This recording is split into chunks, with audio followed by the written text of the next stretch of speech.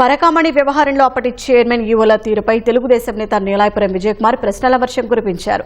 టీటీడీలో నిర్ణయాలను బోర్డు మీటింగ్లో తీసుకోకుండా వ్యక్తిగతంగా తీసుకున్నట్లుగా ఉందని అనుమానం వ్యక్తం చేశారు. దీనిపై లోతుగా దర్యాప్తు చేస్తే అసలు దోషులు బయటపడతారని అభిప్రాయం వ్యక్తం చేశారు. ఈ ఆస్తుల్ని రాయించుకుంటే ఇతన్ని వదిలేయవచ్చు, ఈ కేసుని మాఫీ చేయవచ్చు అనే డెసిషన్ ఎవరు తీశారు? దీనికి బోర్డులో ఏమైనా అసలు చర్చ ఏమైనా చేశారా? అజెండా ఏమన్నా పెట్టారా?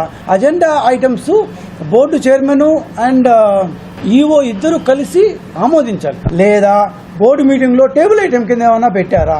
ఆ టేబుల్ ఐటమ్ కింద పెట్టినప్పుడు అప్పుడు ఉన్న బోర్డు సభ్యులు ఏమన్నా ఆక్షేపం చేశారా?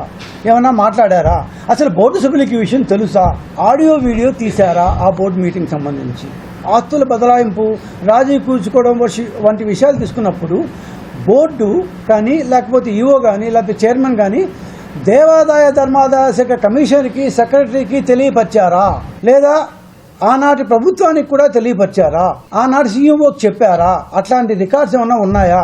లేదా ఏమీ లేకుండా మన ఇష్టం, మనకు రాజ్యం ఉంది, మనం ఏం చేసినా అవసరం లేదు అంటూ చేసుకుంటూ వెళ్ళిపోయారా?